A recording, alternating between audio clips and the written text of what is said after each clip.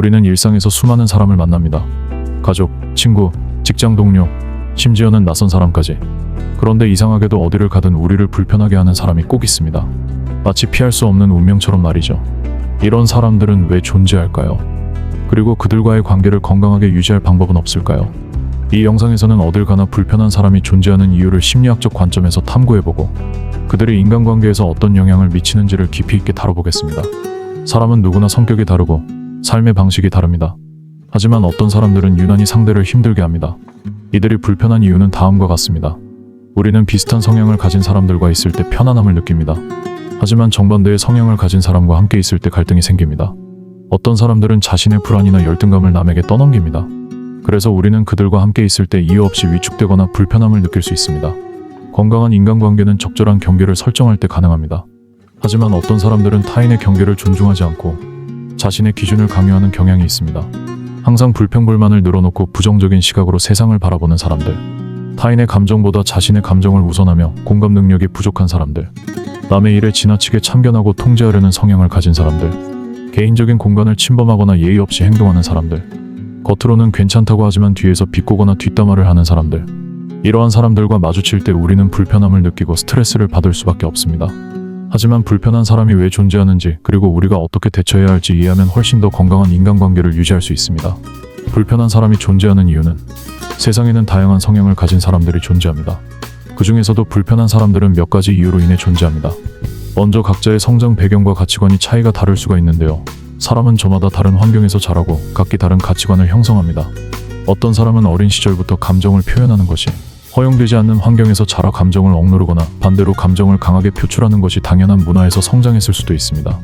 또한 일부 사람들은 가정에서 공감과 이해보다는 경쟁과 우월감을 중시하는 분위기에서 성장하여 타인을 배려하기보다는 자신의 우위를 점하는 것이 중요하다고 생각할 수도 있습니다. 가정에서 감정 조절 방법을 배우지 못한 사람들은 대인관계에서 충돌이 잦을 가능성이 큽니다. 예를 들어 부모가 감정적으로 미숙하거나 공격적인 태도를 보였을 경우 그 아이는 성인이 되어서도 비슷한 방식으로 감정을 표현할 가능성이 높습니다.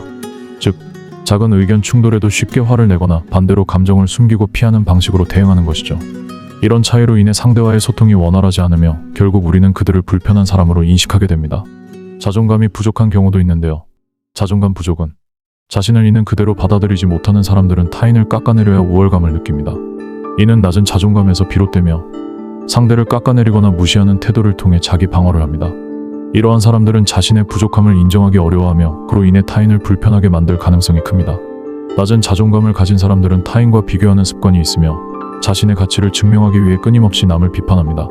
이들은 자신의 내면에 있는 불안과 열등감을 직면하기 어렵기 때문에 타인의 단점을 부각시키거나 공격적인 태도를 보임으로써 스스로를 방어하려 합니다. 또한 인정 욕구가 강해 타인의 관심을 끌기 위해 과장된 반응을 보이거나 상대방을 무시하는 방식으로 자신의 우월성을 강조하기도 합니다. 이처럼 자존감 부족은 대인관계에서 갈등을 유발하는 주요 요인 중 하나로 작용하며 주변 사람들에게 지속적인 불편함을 주는 원인이 될 수 있습니다. 일부 사람들은 효과적인 의사소통 기술이 부족하여 타인을 불편하게 만듭니다. 감정을 솔직하게 표현하는 방법을 배우지 못했거나 자신의 의견을 강하게 주장하는 것이 유일한 커뮤니케이션 방식이라고 생각하는 경우가 많습니다. 이러한 사람들은 종종 상대방이 기분 나쁘다는 사실조차 인식하지 못할 수도 있습니다. 사회적 기술이 부족한 사람들은 공감 능력이 부족하여 상대방의 반응을 적절하게 해석하지 못하거나 자신의 행동이 미치는 영향을 고려하지 않습니다.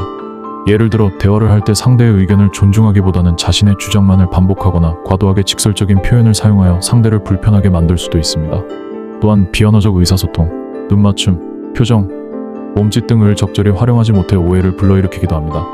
이런 사람들은 주로 어린 시절부터 건강한 대인관계의 모델을 경험하지 못했거나 피드백을 받을 기회가 적어 자신이 어떻게 보이는지 깨닫지 못한 경우가 많습니다. 따라서 타인의 감정을 이해하고 조율하는 능력이 부족하며 관계에서 반복적으로 갈등을 겪는 경우가 많습니다. 그 다음으로는 이 채널에서 다루고 있는 나르시시즘 또는 자기애성 성격장애 성향을 지닌 사람들입니다. 자신이 중심이 되어야 한다는 강한 욕구를 가진 사람들은 타인을 배려하지 않는 경향이 있습니다. 이들은 공감 능력이 부족하고 타인의 감정을 고려하지 않으며 본인의 이익을 최우선으로 생각합니다. 이러한 성향을 가진 사람들은 자신의 잘못을 인정하지 않으며 비판을 받으면 방어적으로 반응하거나 상대방을 비난하는 경향이 있습니다. 나르시시즘, 나르시시즘이 강한 사람들은 타인의 감정을 고려하는 능력이 부족하기 때문에 관계에서 일방적인 태도를 보이는 경우가 많습니다. 그들은 자신의 필요와 욕구를 충족하는 것이 최우선이며 상대방이 희생되더라도 크게 신경 쓰지 않는 모습을 보입니다. 이러한 행동 패턴은 친구, 연인, 가족, 직장 동료 등 다양한 인간관계에서 갈등을 유발할 수 있습니다. 또한 이들은 자신이 항상 옳다고 믿으며 자신의 실수를 인정하는 것을 자존심의 손상으로 받아들입니다. 따라서 본인의 책임을 회피하고 문제의 원인을 상대방에게 떠넘기는 경향이 있습니다. 예를 들어 자신이 명백한 실수를 했음에도 불구하고 변명을 늘어놓거나 상대방을 비난하며 자신을 방어하려 합니다. 이러한 태도는 주변 사람들에게 지속적인 스트레스를 유발하며 결국 인간관계를 단절시키는 요인이 될 수 있습니다. 나르시시즘이 심한 경우 상대방을 조종하려는 경향도 나타납니다. 이들은 감정적 조작을 통해 상대가 자신을 따르도록 만들거나 상대방의 자존감을 낮추어 통제력을 유지하려 합니다. 이를 통해 관계에서 우위를 점하고 자신의 영향력을 극대화하려 합니다. 이처럼 자기애성 성격장애 NPD를 가진 사람들은 타인의 감정을 고려하지 않고 자신의 이익만을 추구하는 경향이 있으며 이로 인해 주변 사람들을 불편하게 만들고 갈등을 유발하는 주요 원인이 될 수 있습니다. 스트레스와 개인적인 문제. 일시적으로 스트레스를 많이 받거나 정신적으로 어려움을 겪고 있는 사람들도 주변을 불편하게 만들 수 있습니다. 예를 들어 직장 문제, 경제적 어려움, 가정 내 갈등 등이 있는 사람들은 자신도 모르게 부정적인 태도를 보이며 타인에게 불편함을 줄 수 있습니다.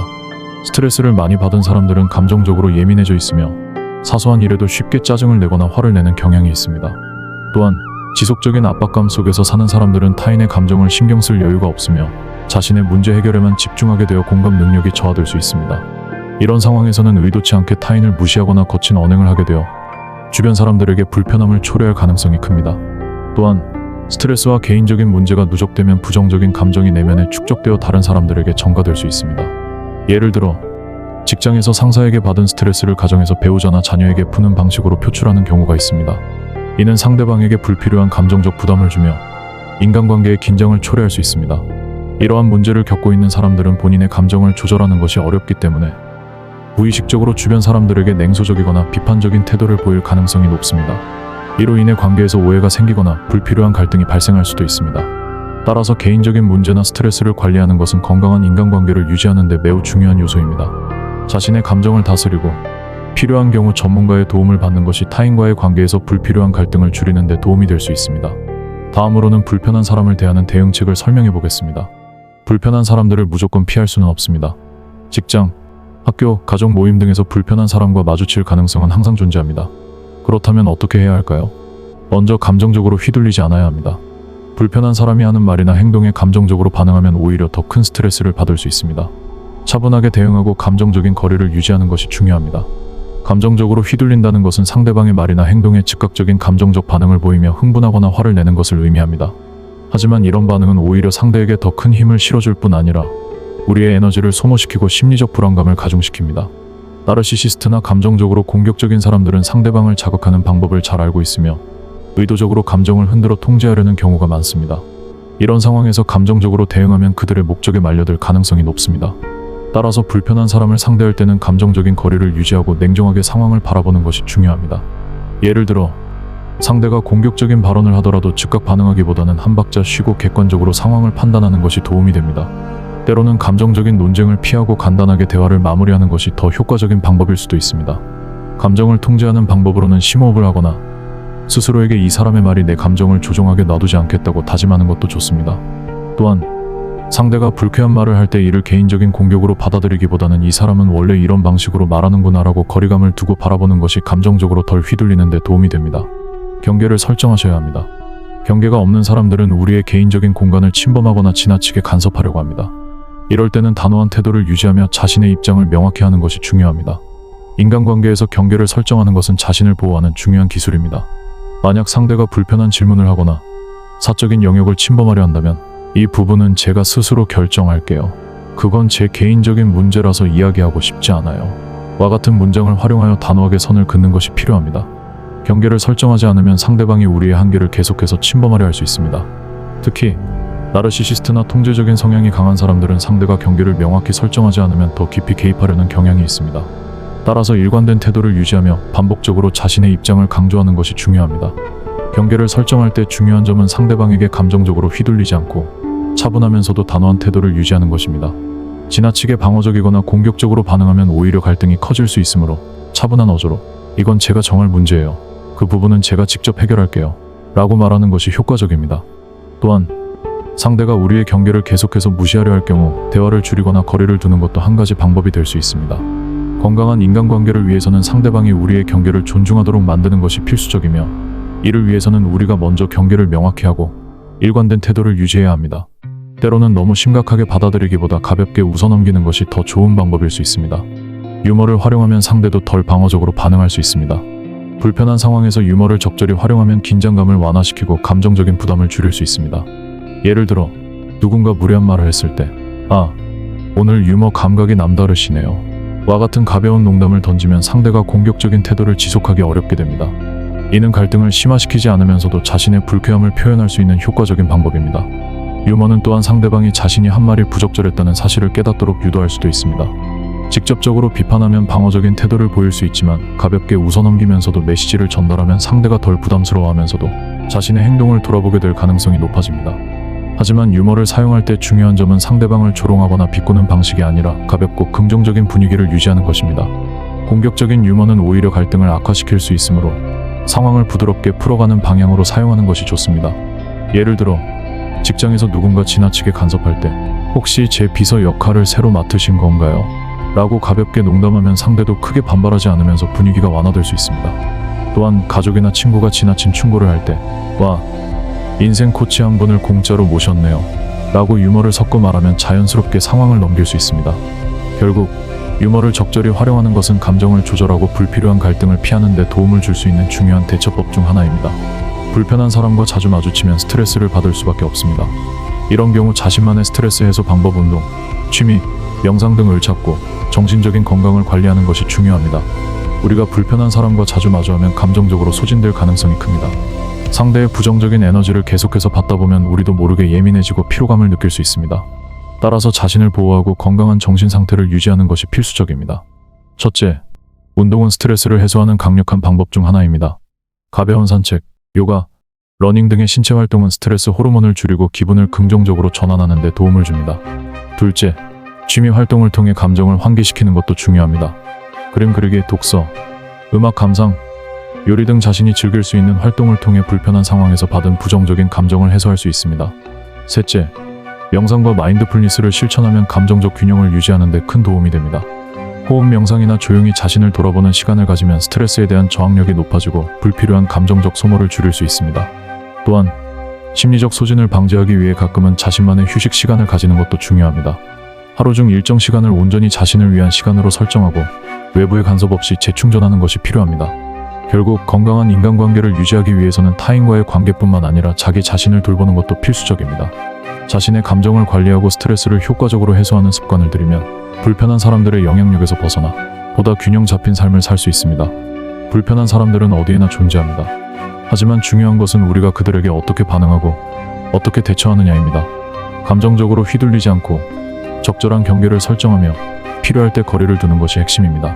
또한 상대의 행동을 개인적인 공격으로 받아들이기보다 객관적으로 분석하고 자기 자신을 보호하는 것도 중요한 전략입니다.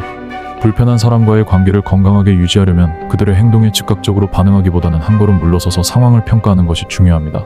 상대의 부정적인 태도나 언행을 있는 그대로 받아들이기보다는 이 사람이 이렇게 행동하는 이유는 무엇일까? 라고 객관적으로 바라보는 연습을 하면 감정적인 소모를 줄일 수 있습니다. 또한 불편한 사람을 피할 수 없는 상황이라면 그 관계 속에서 스스로를 어떻게 보호할 것인지에 대한 전략을 세워야 합니다. 필요할 때는 거리를 두고 관계를 지속해야 할 경우에는 건강한 경계를 설정하는 것이 필수적입니다. 단호하지만 감정적으로 대응하지 않는 태도가 장기적으로 볼 때 더 나은 결과를 가져올 수 있습니다. 무엇보다 자신의 감정을 우선하고 자신을 돌보는 것이 가장 중요하다는 점을 기억하세요. 건강한 인간관계를 유지하는 것은 단순히 타인과 잘 지내는 것이 아니라 자신을 지키고 존중하는 과정이기도 합니다. 결국 불편한 사람들을 마주하는 것은 우리 스스로의 성장과도 연결됩니다. 그들과의 관계를 통해 배우고 더욱 단단해질 수 있는 기회로 삼는 것도 한 가지 방법입니다. 자신을 보호하고 스트레스를 최소화하면서도 보다 편안하고 긍정적인 삶을 살아가기 위해 우리가 할 수 있는 것들을 실천해 나가세요. 이 영상이 도움이 되셨다면 좋아요와 구독 잊지 마세요. 더 많은 심리학 기반의 인간관계 팁을 알고 싶다면 구독 버튼을 눌러주세요. 여러분의 구독과 댓글은 저에게 큰 힘이 됩니다. 알림 설정까지 해두시면 새로운 영상이 업로드될 때 가장 먼저 받아보실 수 있습니다.